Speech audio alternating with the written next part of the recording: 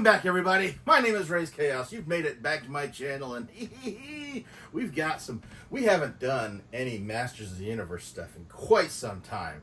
And Raze is really excited to get some, and thankfully they had the She-Ra Princess of Power 40th anniversary. Yeah, that won't make somebody who used to watch this original show on TV, that won't make a man feel old at all, knowing that happened. You meddler!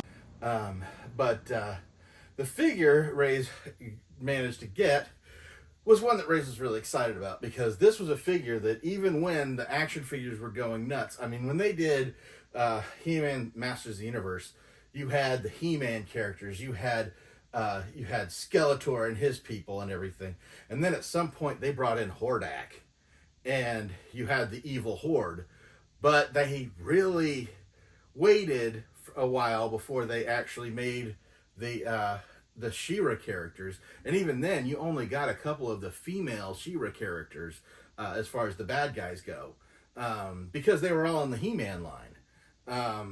So I mean, if you were a She-Ra fan, you really had to juggle like which toy line you were buying from, because the evil Horde was over here, and then you'd have to get like Catra or Shadow Weaver from the other one. And I don't even know if they made a Shadow Weaver figure, because never really paid that close of attention to the She-Ra toys, because they were in a whole different. They were in the girls' aisle. Why would I shouldn't have to go over there. You shall wake in our command and help us win the rebel land.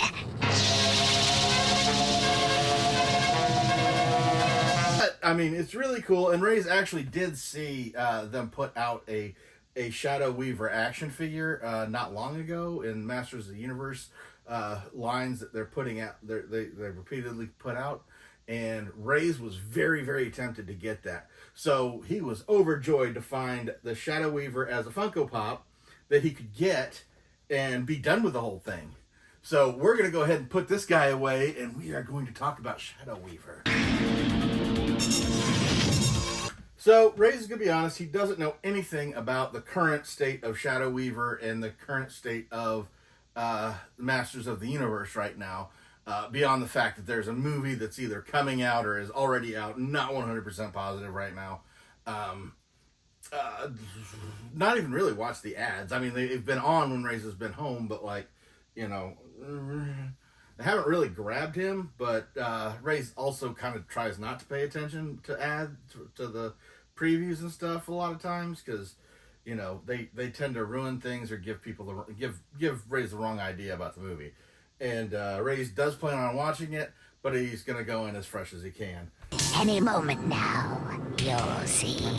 But yeah, getting back to the Shadow Weaver, this is so cool. She was one of the most terrifying characters when Raze was a kid. She was second to Hordak as far as the villainy goes. I believe the backstory for Shadow Weaver was that she was like somehow involved when Adora comes to Etheria and practically helped raise her along with Catra. The other female character that they had in the She-Ra line. I think the only male character that they had in that She-Ra line was actually Bo, and he didn't look like the Master of the Universe characters at all. They kept it very separate, and Evil-Lyn and Teela did not look like the She-Ra characters. It didn't make sense why they wouldn't have combined those two to give you a full-on, but they wanted to separate it, boys and girls. That's what they did. Let's see how you like being confined.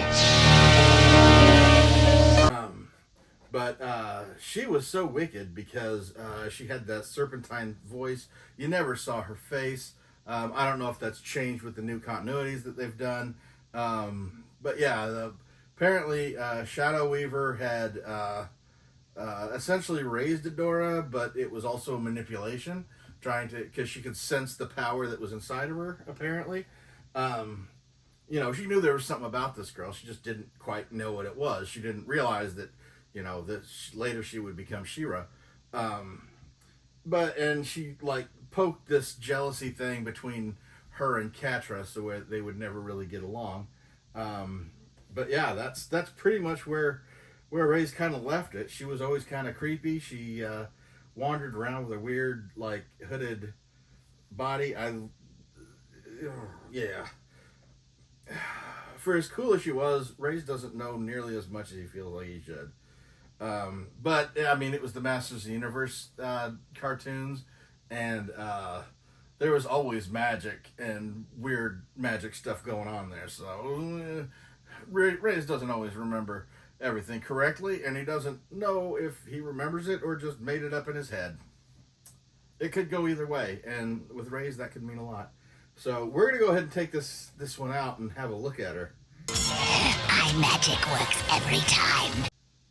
This is just a really cool looking figure too. I mean, you've got the weird collar thing going on, which is kind of what was covering her face. Was kind of like her collar in the cartoon or anything. At least that's the way it looked. But yeah, you just don't really like. This really works very well as a pop, to be perfectly honest, because I mean, literally just making her head bigger. This would be a great figure if you were just collecting her and everything was in proportion. I love the fact that there's a little Hordak bat going on her as her belt. Kind of curious if they changed that later on in later continuities, because I think she stops being Hordak's second in command.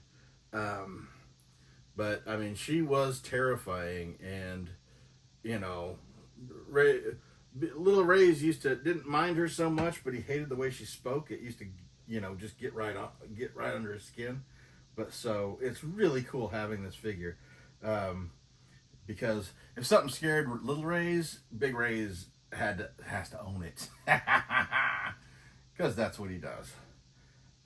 So yeah, could go on and on about how much he likes the character design on this thing, but Raze isn't going to keep you too long. This is getting back into the Masters of the Universe. Really kind of feels good, and I'm happy you were here around here, and I hope that we got some Masters of the Universe fans watching. I'm pretty sure I know I've got at least one. Shout out to you. But at any rate, Raze is going to go ahead and let you get out of here now. I hope you've had a great week, and never forget that life is full of odd moments. You never know when you're going to be defined.